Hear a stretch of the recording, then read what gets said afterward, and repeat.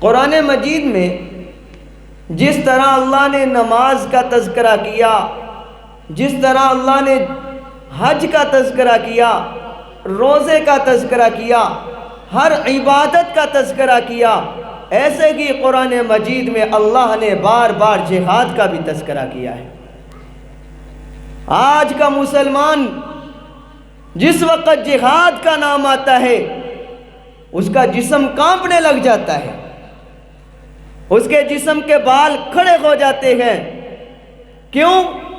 اس لیے کہ ہمارے ذہنوں کے اندر، ہمارے دل اور دماغ کے اندر مغربی یہودیت نے ایسا ایک وبال پھینک دیا ہے کہ اگر ہم جہاد کا نام لیں لوگ سمجھتے ہیں اس سے بڑا دہشت گرد دنیا میں کوئی نہیں۔ تو میرے بھائیوں، آج فلسطین کے اندر جہاد ہو رہا ہے، آج کشمیر میں جہاد ہو رہا ہے، برما میں جہاد ہو رہا ہے، شام اور عراق کے اندر مسلمانوں کو کاٹا جا رہا ہے، مسلمان چھوٹے چھوٹے بچوں کو ذبح کیا جا رہا ہے۔ قرآن کو کھولو تو صحیح، قرآن ہمیں کیا کہتا ہے؟ کیا قرآن صرف یہی کہتا ہے کہ ہم 5 وقت کی نماز پڑھیں، روزہ رکھیں، حج ادا کریں اور جناب بس یہی عبادت ہے؟ 500 سے زائد قرآن میں اللہ نے جہاد کا اعلان کیا، 500 سے زائد مقام ایسے جس میں اللہ نے یہ بار بار کہا ہے کہ جہاد کے لیے نکلو۔ میرے پیغمبر کی زندگی کو پڑھیں، میرے پیغمبر نے ہر مقام میں رہ کر، ہر جگہ پہ رہ کر، اللہ کے نبی نے ہر انداز میں جہاد کیا۔ جہاد کا معنی سامنے آئے نا، جہاد کا نام سامنے آئے۔ لوگ تو یہ سمجھتے ہیں کہ جہاد صرف اسی کا نام ہے کہ کسی کو قتل کر دو۔ نہیں میرے بھائی، ہم نے جہاد کا مفہوم ہی نہیں سمجھا، جہاد کہتے کس کو ہیں؟ جہاد اپنا معنی کیا رکھتا ہے؟ ہم نے اس لفظ کو نہیں سمجھا، کبھی غور و فکر کرنے کا ہمارے پاس وقت ہی نہیں ملا۔ جہاد اصل میں اس چیز کا نام نہیں، جہاد بمعنی قتال، قتال یہ کسی کو قتل کرنا، کسی سے لڑائی کرنا، یہ تو جہاد کا ایک آخری پہلو ہے، یہ جہاد کا آخری پہلو ہے۔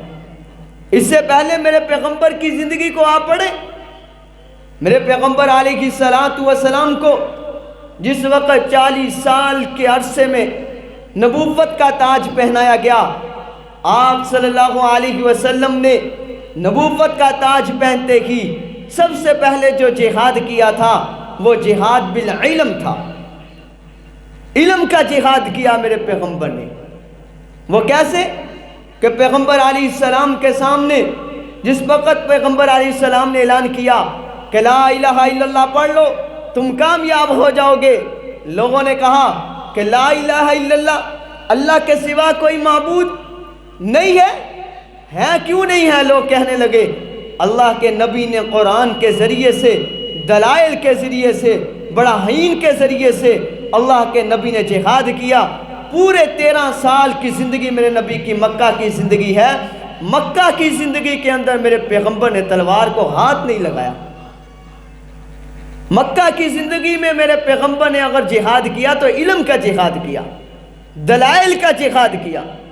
ان لوگوں کو دلائل دیے کہ آخرت پر ایمان لے کے آؤ۔ وہ کہتے کہ ہم آخرت پر ایمان کیسے لے کے آئیں بھائی؟ ایک چیز کو ہم نے دیکھا نہیں ہے کہ بعد میں کیا ہونے والا ہے، ہم کیسے اس پہ ایمان لے کے آ جائیں؟ اللہ کے نبی نے فرمایا کتابوں پر ایمان لاؤ، فرشتوں پر ایمان لاؤ، آخرت کے دن پر ایمان لاؤ کہ آخرت میں جزا اور سزا ہوگی، اس بات پر ایمان لے کے آؤ، اپنی تقدیر پر ایمان لے کے آؤ، خیر اور شر نقصان صرف اللہ کی ذات دینے والی ہے۔ لوگوں نے کہا کہ یہ کیسے ہو سکتا ہے؟ اس بات پر میرے پیغمبر نے دلائل دیے ہیں، اس بات پر میرے پیغمبر نے علم کا جہاد کیا ہے۔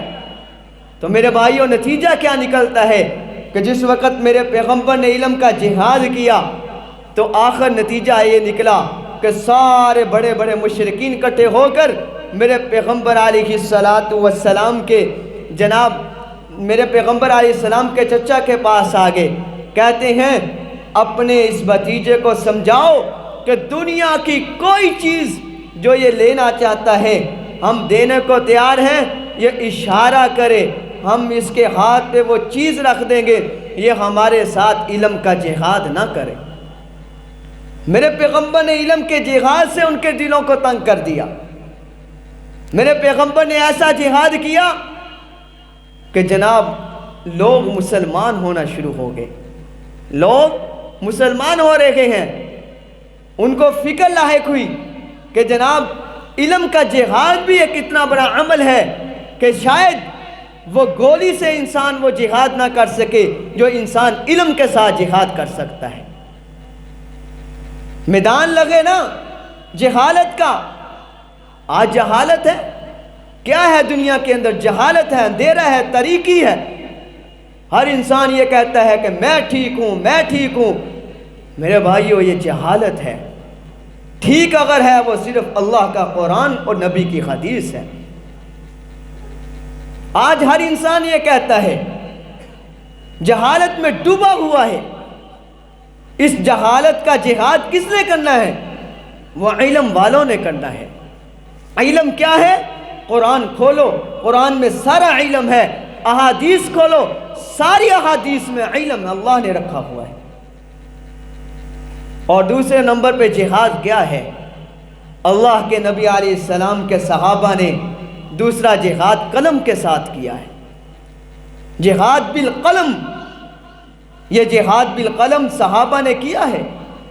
میرے بھائیو وہ ہم جہاد وہاں تک شاید ہمارا اسلحہ نہ پہنچ سکے، وہاں تک ہمارا کوئی گولہ نہ پہنچ سکے، کوئی گولی نہ پہنچ سکے، کوئی بندوق نہ پہنچ سکے، وہاں تک کوئی مجاہد نہ پہنچ سکے جہاں پر جا کر قلم کا جہاد پہنچ سکتا ہے۔ وہاں تک تمہاری کتابیں جا سکتی ہیں، تمہارا لٹریچر جا سکتا ہے۔ آج یہودی، آپ بڑے بڑے کافر لوگ وہ قلم کے ساتھ دین کو نقصان پہنچا رہے ہیں۔ کیسے پہنچا رہے ہیں؟ کہ قلم کے ساتھ لکھ رہے ہیں، کبھی صحابہ کی گستاخی، کبھی پیغمبر علیہ السلام کی گستاخی، کبھی انبیاء کی گستاخی، کبھی ہماری کتاب قرآن مجید کی گستاخی۔ وہ قلم کے ذریعے ہو رہی ہے، تو ہمارا حق نہیں بنتا؟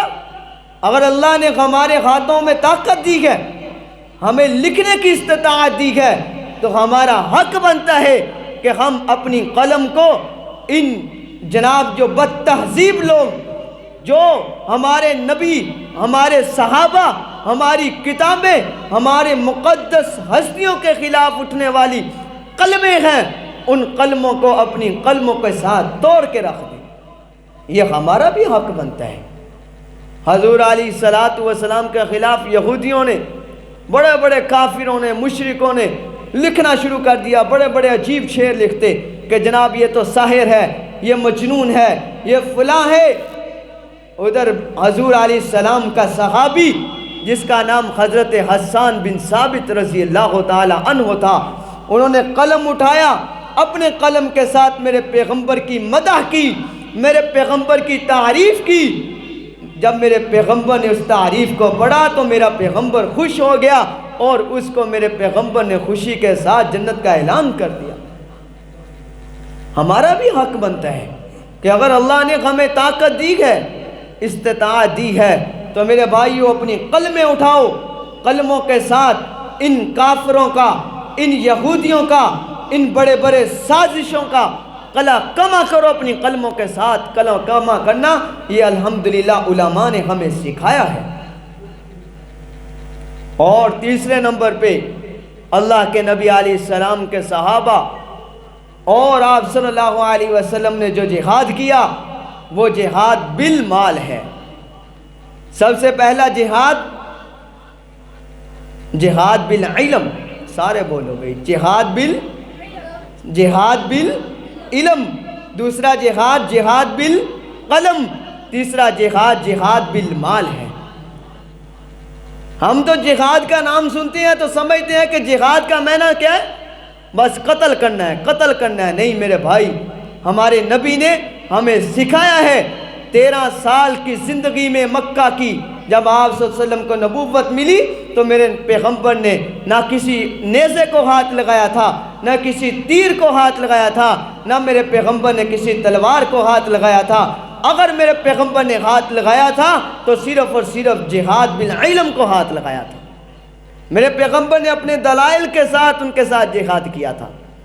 اللہ نے اگر تمہیں طاقت دی ہے، اتنا علم دیا ہے، اپنے علم کو لے کر خدا کی قسم جاؤ محلوں کے اندر، جو جہالت، جو جناب لوگ ہمارے دین کو نقصان پہنچا رکھے ہیں، ہمارے مسلمانوں کے ایمان کو خراب کر رکھے ہیں، ہمارا حق بنتا ہے کہ ہم ان کا جا کر ان کے خلاف جہاد کریں۔ آج چھوٹا چھوٹا بچہ ہے، اس کا ایمان اس کے دل سے نکالا جا رہا ہے۔ آج بڑے سے بڑے کا ایمان اس کے دل سے نکالا جا رہا ہے۔ ہماری ایمانی طاقتوں کو کمزور کیا جا رہا ہے۔ میرے بھائیوں، صحابہ نے جہاد بالمال بھی کیا ہے۔ جہاد بالمال کیا ہوتا ہے؟ جہاد بالمال تو یہ تھا نا، پیغمبر علیہ السلام نے اعلان کیا کہ فلاں جہاد کے لیے مال چاہیے۔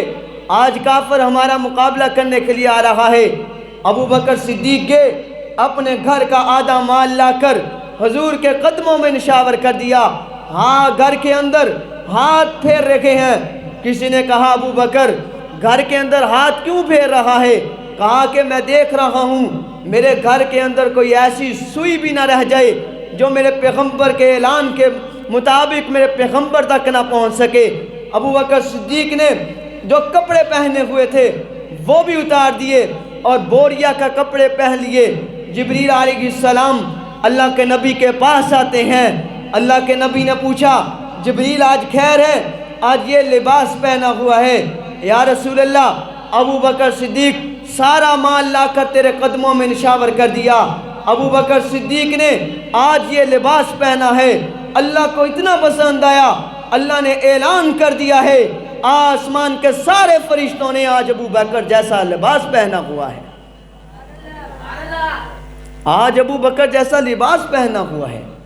حضرت عمر گھر میں گئے، جا کر اپنے گھر کا آدھا مال اٹھایا، لا کر پیغمبر کے قدموں میں رکھ دیا۔ کہا کہ آج میں ابو بکر سے آگے نکل گیا، ابو بکر تو تھوڑا سا سامان لایا ہے، میں اپنے گھر کا آدھا مال لے کر آیا ہوں۔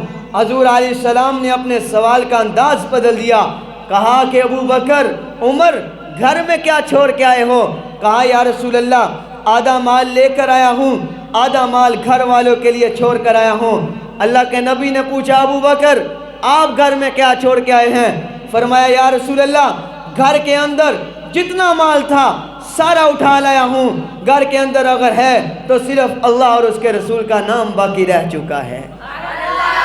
کہا حضرت عمر نے کہ میں نے تو سوچا تھا میں ابو بکر سے آگے نکل گیا، خدا کی قسم میں ابو بکر سے آگے نہیں نکل سکتا۔ میرے بھائیوں، جہاد بالمال تو یہ تھا نا۔ اب اللہ کے نبی نے اعلان کیا، حضرت عثمان غنی اٹھتے ہیں، میرے پیغمبر نے کہا مسجد تنگ ہو چکی ہے، اس کے لیے جگہ کی ضرورت ہے۔ حضرت عثمان غنی اٹھے، یا رسول اللہ میں اتنی جگہ خرید کر مسجد کے لیے وقف کرتا ہوں۔ ادھر حضرت عثمان غنی خرید کر اللہ کے نبی کے حوالے کرتے ہیں، ادھر سے اللہ کے نبی جنت کا اعلان کر دیتے ہیں۔ کیا بات کرتے ہو مال کی؟ جہاد کے لیے مال صحابہ نے یوں دیا۔ جب جنگ یرموک کا واقعہ ہے یا کوئی اور جنگ تھی کہ جس میں جنگ تبوک، حضور علیہ السلام اعلان کرتے ہیں کہ جناب اتنا مال چاہیے۔ حضرت عثمان غنی اٹھے، لا کر 100 اونٹوں کا اعلان کر دیا کہ یا رسول اللہ 100 اونٹ گلے کے لدے ہوئے میں قربان کرتا ہوں۔ اللہ کے نبی علیہ السلام نے تھوڑی دیر کے بعد پھر اعلان کیا۔ سارے صحابہ کمزور تھے، حضرت عثمان غنی رضی اللہ تعالیٰ عنہ کو اللہ نے مال دیا ہوا تھا، طاقت دی ہوئی تھی، جو کھڑے ہوئے اللہ کے نبی پھر اعلان کرتا ہوں، تیسری مرتبہ پھر اعلان کرتا ہوں، 300 اونٹ گلے کے لدے ہوئے اور اشرفیاں اٹھائیں، پیغمبر کی جولی میں رکھ دی۔ آپ علیہ السلام نے اشرفیوں کو ٹٹول رہے ہیں اور آپ صلی اللہ علیہ وسلم فرما رہے ہیں آج کے بعد عثمان جو بھی کرے گا اللہ اس کو اس کا بدلہ نہیں دے گا، اس کو گناہ کی سزا نہیں دے گا۔ میرے بھائیوں، صحابہ نے یوں مال دیا کہ میرے پیغمبر نے اعلان کیا، ایک عورت اپنے بال کاٹ کر میرے پیغمبر کے پاس لائی۔ اللہ کے نبی نے فرمایا میں اس بالوں کا کیا کروں گا؟ کہتی ہے کہ یا رسول اللہ، ان بالوں سے کسی صحابی کے گھوڑے کی لگام بنا لینا، کل قیامت کے دن جب اعلان ہوگا کہ پیغمبر نے اعلان جہاد کے لیے کیا تھا، کیا تم نے کوئی مال دیا تھا کہ نہیں؟ میں بھی ان لوگوں میں کھڑی ہو جاؤں گی۔ ایک عورت اپنے چھوٹے سے بچے کو لے کر میرے پیغمبر کے قدموں میں رکھ دیتی ہے۔ میرا پیغمبر پوچھتا ہے میں اس بچے کا کیا کروں گا؟ کہتی ہے کہ یا رسول اللہ، گھر میں کچھ نہیں تھا، یہی بچہ تھا، آپ کا اعلان سنا ہے، بچے کو نشاور کر دیا۔ یا رسول اللہ، جب تیر آئے، نیزہ آئے، تلوار آئے، اس بچے کو آگے کر دینا، جب کل قیامت کے دن اللہ اعلان کرے گا کہ میرے پیغمبر نے اعلان کیا تھا، کیا کچھ تم نے دیا تھا کہ نہیں؟ تو میں کہوں گی میں نے اپنا بچہ قربان کر دیا تھا۔ میرے بھائیوں، صحابہ اکرام نے تو میرے پیغمبر کی آواز پر جہاد کے لیے یوں مال دیا تھا، جس کے پاس مال نہیں ہوتا تھا اس کی آنکھوں سے آنسو نکل پڑتے تھے کہ آج میرے پیغمبر کا اعلان ہوا ہے، میرے پاس مال نہیں، اللہ مجھے مال دے دے، میں اپنے پیغمبر کے قدموں میں نشاور کر دوں۔ خدا کی قسم، صحابہ رات کو سویا نہیں کرتے تھے، رات کو جا کر مزدوری کوئی صحابی کرتا تھا۔ فرمایا ایک صحابی غریب تھا، وہ رات کو ایک کنویں سے پانی کھینچتا رہا، پوری رات پانی کھینچتا رہا، جو مزدوری ملی پیغمبر کے پاس لایا، یہودیوں نے اس کا مذاق اڑایا۔ جب یہودیوں نے مذاق اڑایا، میرے پیغمبر کو پتا چلا، جبریل آئے، آ کر بتایا کہ یہ صحابی پوری رات کنویں سے پانی نکالتا رہا ہے، اللہ کو اس کی ادا اتنی پسند آئی ہے کہ اللہ نے اس کے لیے جنت کا اعلان کر دیا ہے۔ میرے بھائیوں، ایک جہاد بالمال ہوتا ہے۔ جہاد بالمال کیا ہے؟ وہ یہی تو ہے نا کہ صحابہ کی آنکھوں سے آنسو نکلتے ہیں۔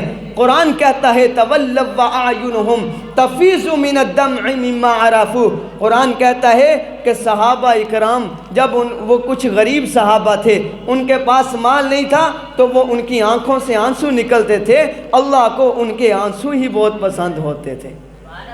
تو اس لیے بتانے کا مقصد یہ ہے کہ جہاد تو ہم کرتے ہیں، جہاد کہتے کس کو ہیں، اس کا مفہوم کیا ہے؟ آج ہمیں اس بات کا علم نہیں ہے۔ ہم نے تو صرف جہاد اس کو سمجھا ہے کہ بس قتل کر دو جی، فلاں کو قتل کر دو۔ نہیں میرے بھائی، جہاد ہر جگہ ہر مقام پہ اپنا معنی رکھتا ہے۔ اگر جہاد بالعلم کی ضرورت ہو، جہاں جہالت ہوگی، رسم و رواج کو عروج ہوگا، وہاں جہاد بالعلم چلے گا۔ جہاں پر میرے پیغمبر اور صحابہ اور ہماری مقدس اوراق کے خلاف قلم اٹھے گی، وہاں پر جہاد بالقلم ہوگا۔ اگر کوئی ایسا جہاد بھی ہوتا ہے، بھائی توجہ سے آواز نہ آئے بھائی، کوئی ایسا جہاد بھی ہوتا ہے نا جس طرح آج فلسطین میں ہو رہا ہے، جس طرح آج بچوں کو ذبح کیا جا رہا ہے، جس طرح آج میری اور آپ کی مائیں اور بہنوں ان کو ذبح کیا جا رہا ہے، وہ پکار رکھی ہیں، وہ للکار رکھی ہیں، کیا مسجد اقصی فلسطین والوں کی ہے؟ مسجد اقصی ہماری نہیں؟ مسجد اقصی ہماری بھی ہے۔ مسجد اقصی ہے کیا ہے؟ کبھی یہ بھی سوچا، کبھی یہ لٹریچر، کبھی یہ اخبار بھی اٹھا کر پڑھا ہم نے کہ مسجد اقصی ہے کیا چیز، وہ ہے کیا کہانی؟ کئی عرصوں سے تو یہ سن رہے ہیں کہ بھئی مسجد اقصی، مسجد اقصی، مسجد اقصی ہے کیا چیز؟ آپ قرآن کو کھولیں، آپ کوئی لٹریچر نہ اٹھائیں، آپ کوئی اخبار نہ اٹھائیں، آپ قرآن کو اٹھائیں، قرآن آپ کو بتائے گا وہ ہے کیا۔ قرآن کہتا ہے وہ ایسی مقام ہے، ایسی جگہ ہے جہاں جس جگہ کی طرف میرے اور آپ کے پیارے پیغمبر علیہ السلام نے اپنا رخ مبارک کر کے نماز ادا کی ہے۔ میرے بھائیوں، 16 کے یا 17 مہینے میرے پیغمبر علیہ السلام نے بیت اللہ سے پہلے مسجد اقصی کی طرف منہ کر کے نماز پڑھی۔ یہ مسجد اقصی ہمارا پہلا قبلہ ہے، بیت اللہ ہمارا دوسرا قبلہ ہے۔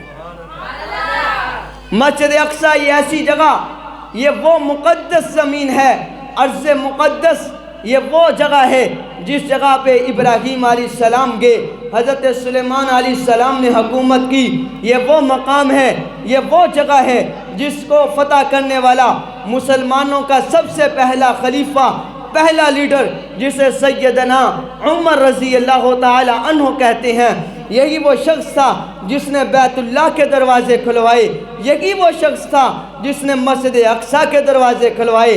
میرے بھائیو، حضرت عمر رضی اللہ تعالی عنہ اپنے غلام اسلم کو ساتھ لے کر چل پڑتے ہیں۔ کبھی اسلم گھوڑے پہ سوار ہوتا ہے، کبھی حضرت عمر گھوڑے پہ سوار ہوتے ہیں۔ وہاں پہ جب جانا ہوا، جہاں پہ وہ عیسائی لوگ، بڑے بڑے کافی لوگ بیٹھے ہوئے تھے، جب انہوں نے دیکھا کہ دو شخص آ رہے ہیں، ایک گھوڑے پہ سوار ہے، ایک پیدل چل کے آ رہا ہے، جو پیدل چلنے والا ہے اگر تو یہ امیر المؤمنین حضرت عمر ہوئے تو ہماری کتابوں میں یہ لکھا ہوا ہے کہ اس کے ساتھ جنگ نہ کرنا، بغیر جنگ کیے اس کو مسجد اقصیٰ کی چابی پکڑا دینا۔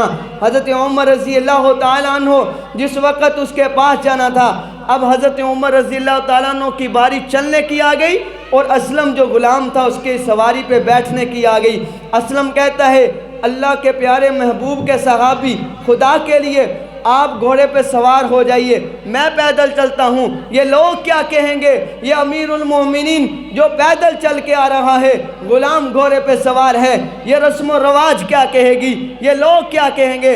حضرت عمر رضی اللہ تعالیٰ عنہ نے فرمایا کہ دیکھو، ہم اپنے نبی علیہ السلام کے مزاج کے مطابق چلنے والے لوگ ہیں، ہمیں کسی کے مزاج کی پرواہ نہیں، اس لیے آپ گھوڑے پہ سوار رہو۔ میرے بھائیو، حضرت عمر رضی اللہ تعالیٰ عنہ نے اپنے غلام اسلم کو گھوڑے پہ سوار کیا، حضرت عمر خود چل پڑے۔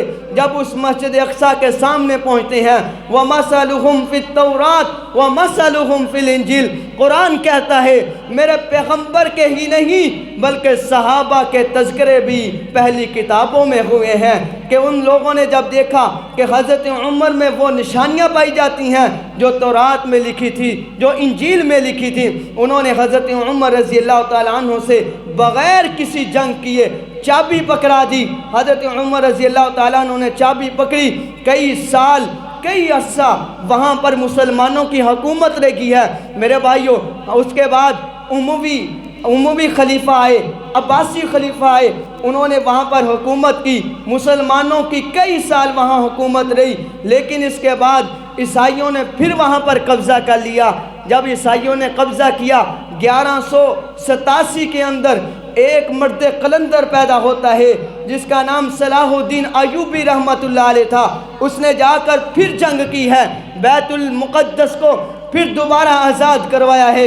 اس کے بعد سے لے کر 1900 کی ہجری عیسوی تک جناب مسلمانوں نے حکومت کی، لیکن پھر یہ عیسائی لوگوں نے آہستہ آہستہ اپنا ایک کمشنر جناب وہاں پر بٹھایا جو یہودی تھا۔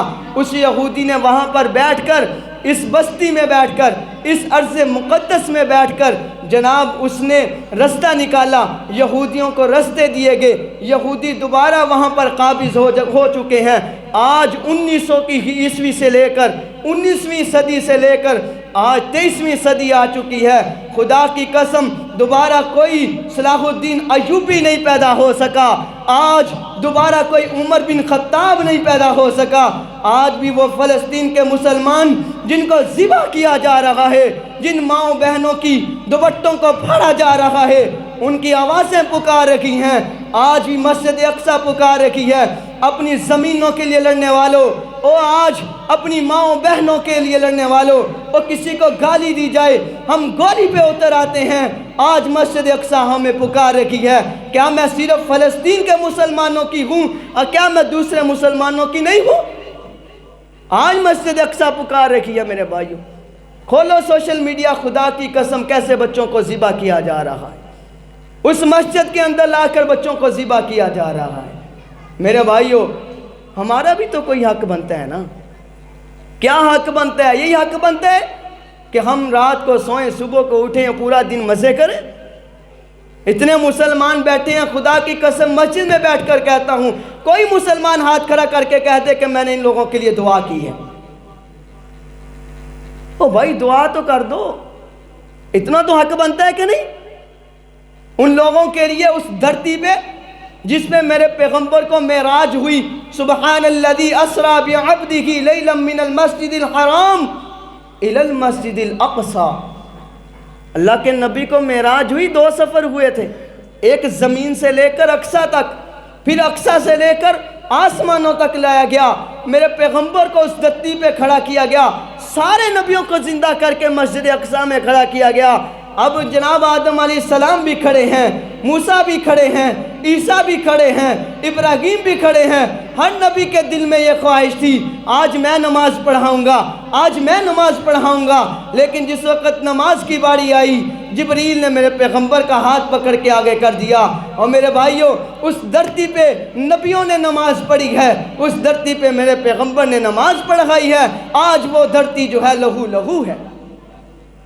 اس لیے میرے بھائیوں میں نے بتایا کہ جہاد، آج جہاد ہو رہا ہے نا، ہم جہاد کا نام لیں، لوگ کہتے ہیں اس سے بڑا دہشت گرد کوئی نہیں دنیا میں، یہ ہم نے بنایا ہے ان لوگوں کو دہشت گرد۔ آج لاؤ نا پھر جن کا حق بنتا ہے، سب سے پہلے حق حکومت کا بنتا ہے، اسلامی حکومتیں نکلتی کیوں نہیں ہیں بھائی؟ نکلو، آج مسلمان پکار رہے ہیں، کیا ہم نے اس دن کے لیے نہیں ان کو پالا تھا؟ ہم نے اس دن کے لیے ان لوگوں کو پالا ہے، ہم نے اتنا اپنا جو ہمارا مال جا رہا ہے وہ کہاں جا رہا ہے؟ اسی مقصد کے لیے جا رہا ہے میرے بھائیوں۔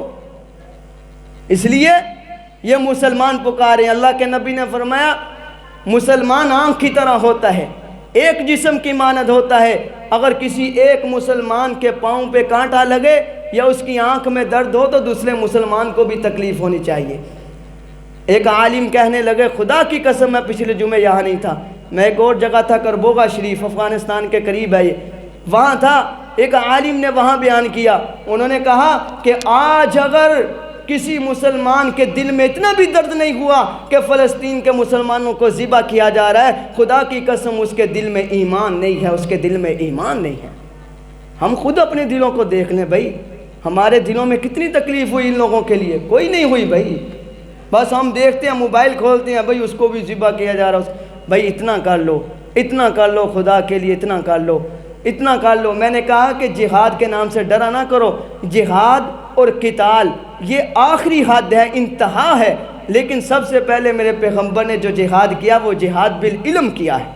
میرے پیغمبر نے 13 سال کی زندگی میں جب نبوت ملی، اس 13 سال کی زندگی میں میرے پیغمبر نے تلوار کو ہاتھ نہیں لگایا، اور جہاد بالعلم یوں کیا، اگر کسی کافر نے میرے پیغمبر کے ساتھ دلائل کی جنگ لڑی تو میرے پیغمبر نے علم کے ساتھ جہاد کیا۔ دوسرا جہاد جہاد بالقلم ہے، تیسرا جہاد جہاد بالمال ہے، چوتھا جہاد جہاد بالنفس ہے، اپنے جانوں کا جہاد چوتھا ہے۔ تو اس لیے اب یہ ہے ہمارے لیے جو حکم ہے وہ یہ ہے کہ ہم دعاؤں کا اہتمام کریں، جتنا ہو سکے دعاؤں کا اہتمام کریں۔ نمبر 2 پہ ہمارے اندر جتنی استطاعت ہے، جتنی طاقت ہے، جتنی قوت ہے، اپنا مال جو ہمارے نزدیک اچھے ادارے ہیں، جو ہمارے مال کو وہاں تک پہنچا سکتے ہیں، ان لوگوں تک، ان کے ہاتھوں میں اپنا مال دو تاکہ ہمارا حصہ بھی ان لوگوں کے حصے میں پڑ جائے۔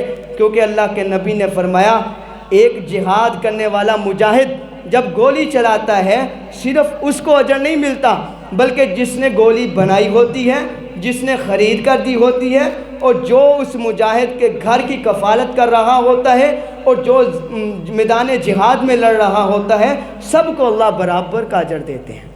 اس لیے اس اجر میں ہم بھی شامل ہو جائیں۔ تو اگر آپ کے نزدیک کوئی ایسے ادارے ہیں، ایسے لوگ ہیں جو ہمارا مال ان لوگوں تک پہنچا سکتے ہوں تو آپ ان کے ہاتھوں دیں۔ اگر آپ کے نزدیک کوئی نہیں ہے تو آپ ہمارے ساتھ رابطہ کریں انشاءاللہ۔ جس طرح ہم نے یہ جو پہلے ایک مرتبہ رقم اکٹھی کی تھی سیلاب والوں کے لیے، الحمدللہ ان تک پہنچائی ہے، ایسے ہی ہم آپ کی رقم کو ان لوگوں تک پہنچائیں گے جہاں جہاد ہو رہا ہے فلسطین کے اندر۔ اللہ تعالیٰ ہمیں عمل کرنے کی توفیق عطا فرمائے۔ سنتے رہا کر